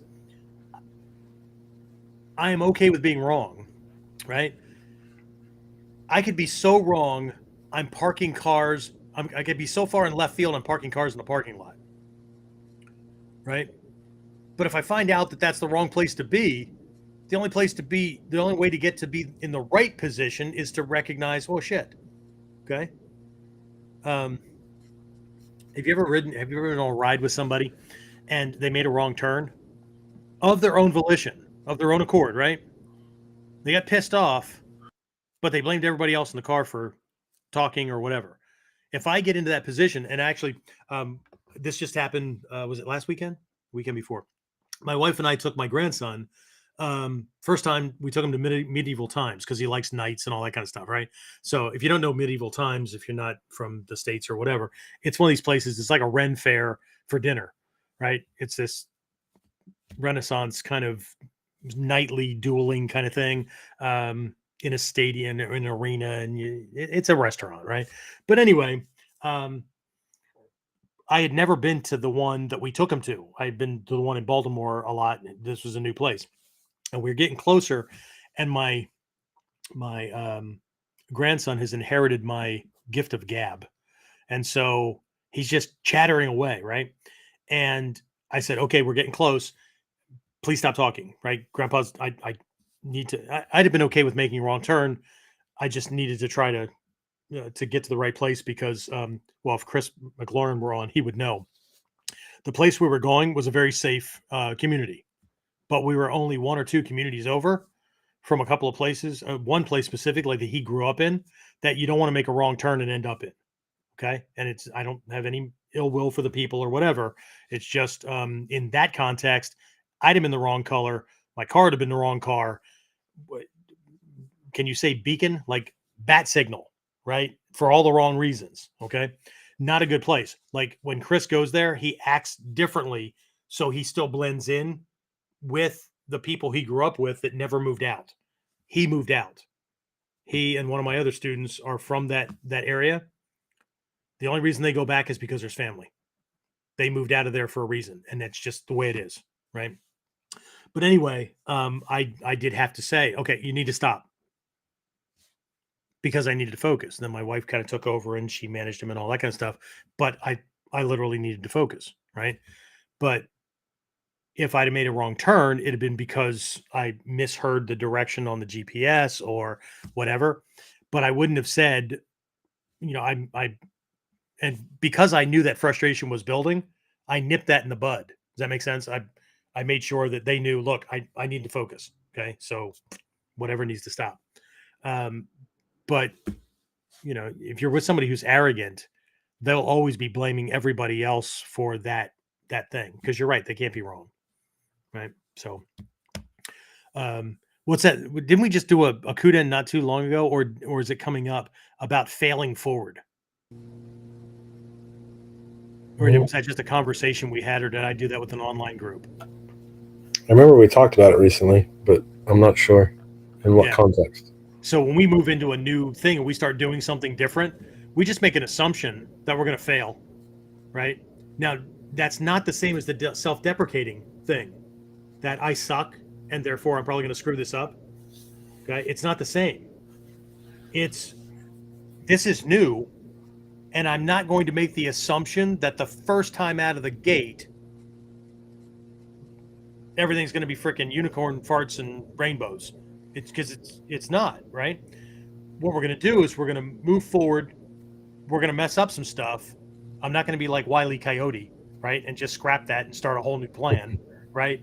I'm going to figure out where and so the whole idea, it's just a mindset of failing forward, right? We're going to mess this up until we're not messing it up anymore, right? Because every time we mess up, we're going to, okay, what am I missing? Time, money, resources, it's a piece of information I didn't have, whatever, right? And then we're just so confident people understand the process of failing forward, right? How many things do we throw in the water at the same time? And the things that start getting traction, then that's what we double down on. We don't do that nearly enough. We tend to we're doing one or two things. I think we need to throw 5 or 10 things out, and then the 2 or 3 things that really gain traction, that's where we just pull in all the resources from all these other things and go with that. We don't do that one enough. So that's one of my flaws, because I tend to get like laser vision, but we could do that way more. I could do that way more, and therefore we could do that way more. Anyway, what else did Paula have? Because I want to shortchange her on her comments. She said, ways I improved self-confidence. I started by forgiving myself and others for my past. Then I stepped out of my comfort zone, set boundaries, and took on a role I wanted. I'm responsible for my own confidence and celebrating my wins. Of course you are. Absolutely. Way to go. And I'd say, I can't even say it makes me love you more for it, because love to me is just like total acceptance. So Way to go. What else you got? Anything else from her? And she does have a really, really cool job now, right? So I'm glad that you just kept at it. And I'm gonna say this because I think it gets in the way of a lot of people, right? Congratulations for keeping at it in spite of yourself, because nobody gets in our way more than we do. We can blame other people for saying, doing, or whatever, but who ultimately lets those things or words or whatever stop us or shut us down?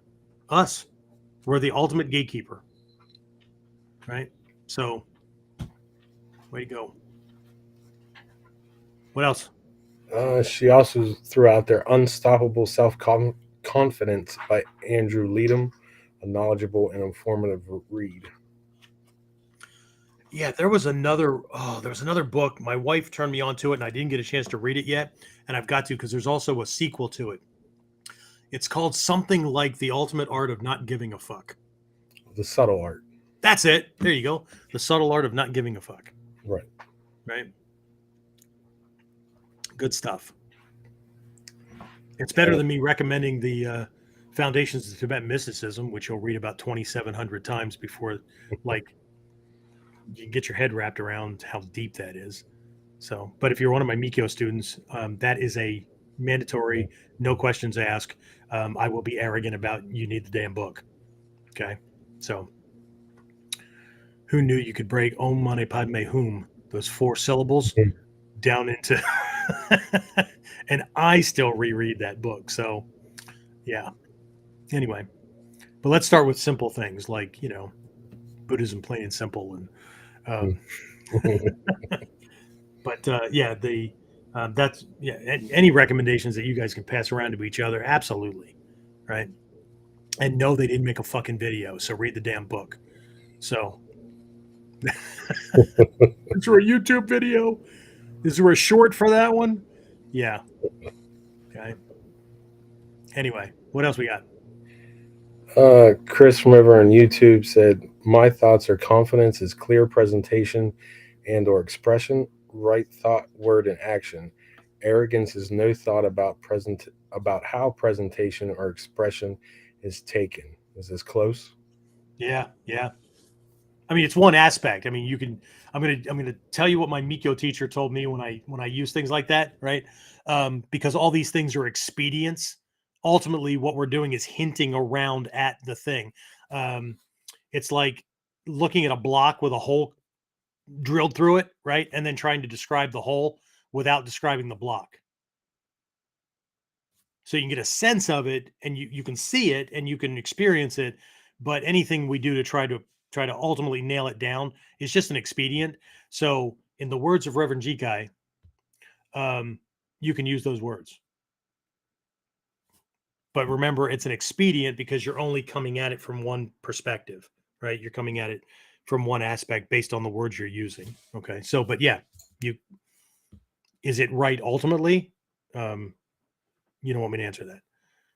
Okay. So, because it's going to be 98% no, because again, you're like when you're looking at anything, you can use that Dharma chakra, that 8-spoked wheel kind of thing. So instead of looking at it like an 8-spoked wheel, look at the spokes like they're either microscopes or telescopes.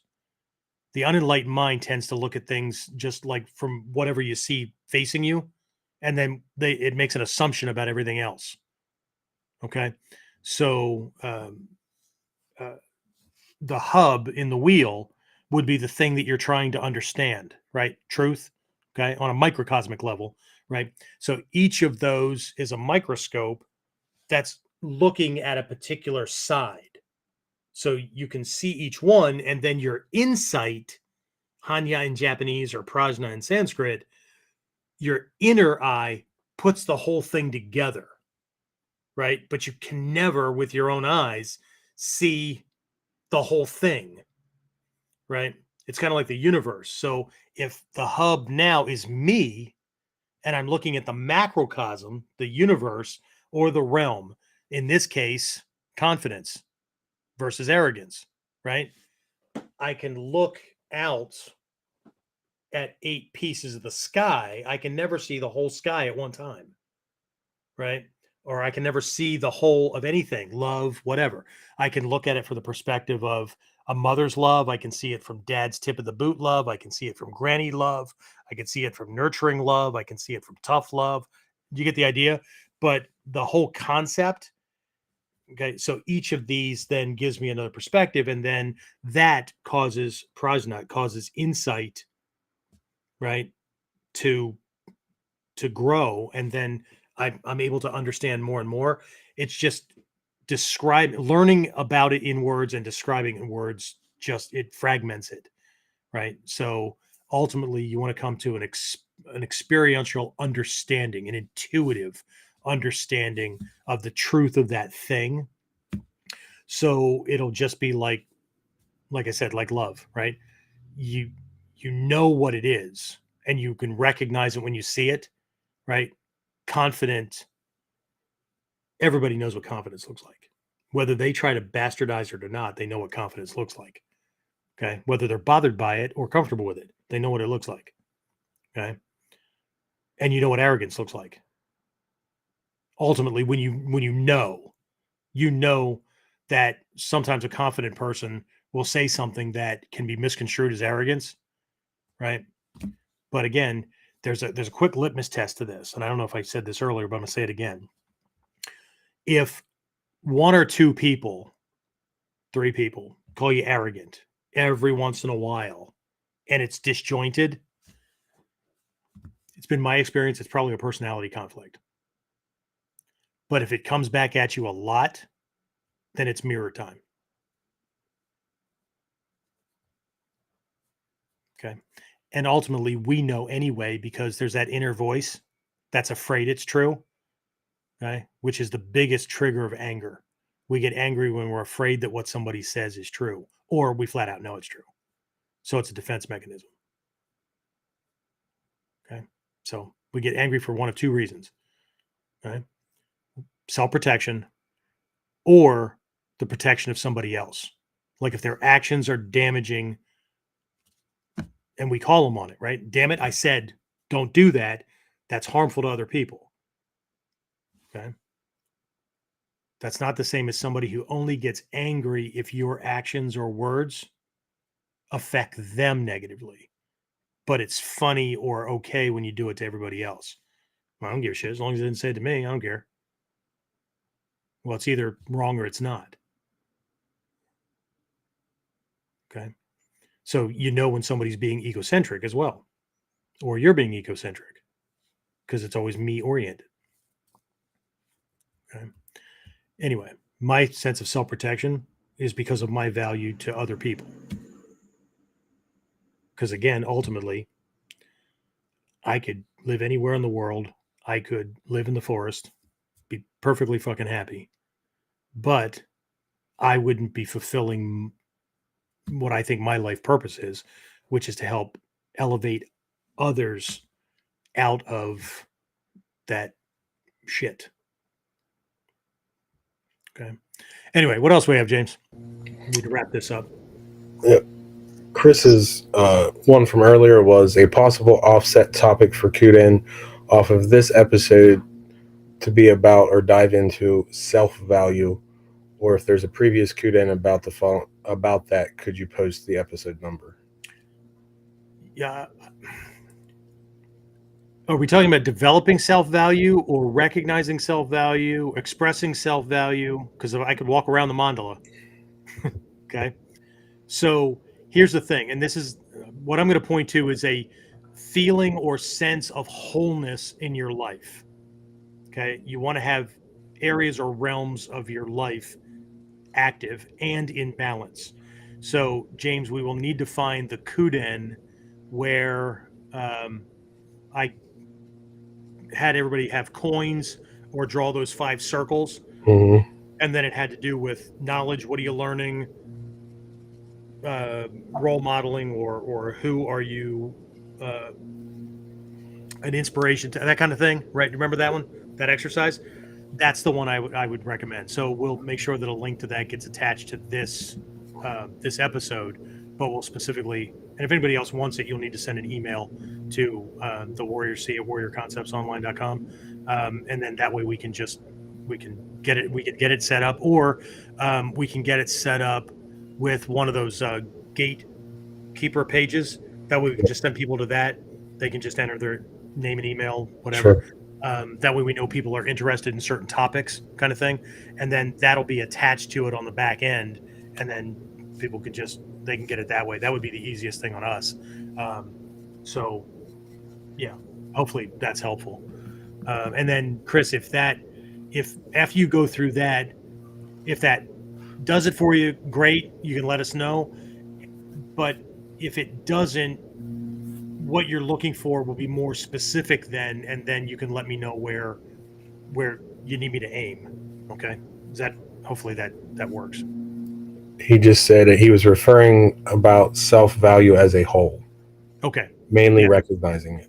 Okay, so that exercise that I learned from a Mikio teacher about activating these different realms, right? One part specifically speaks to like self-value in the lives of others, but this is a sense of wholeness, and the more of these things you have active, the more depth and breadth of experience you'll have with your life. But there will also be this more sense of wholeness, and then value gets expressed differently in those different realms. Okay, so it's different expressions of value. Okay, because you have a certain value based on what you know that you can share with people, right? You have a different value based on who you can help by putting yourself on the back burner. Because like when I used to volunteer my time to be a bodyguard for certain people that, our State Department didn't protect when they were here, right? And I didn't get paid for it. It was all on my dime, right? There's other ones that the value gets expressed differently, okay? But we can only move into those realms and help a greater number of people, or expand our sense of value the more of these realms are active for us, and the closer we can bring them into balance, the better. Okay. And then that just deepens our experience of life, and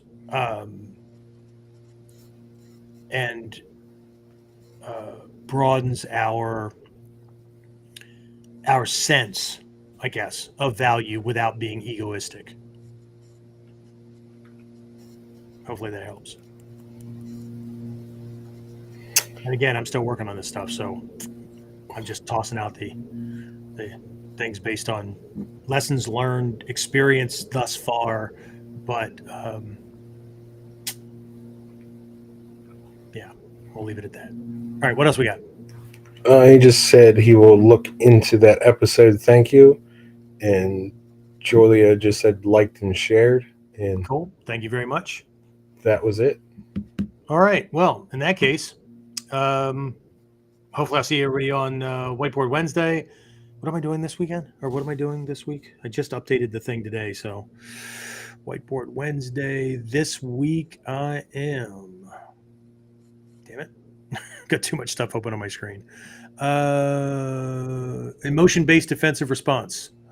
So what we're going to be doing is looking at adding the emotional element to your training so that you are more prepared, because skills are skills, but we're more prepared to be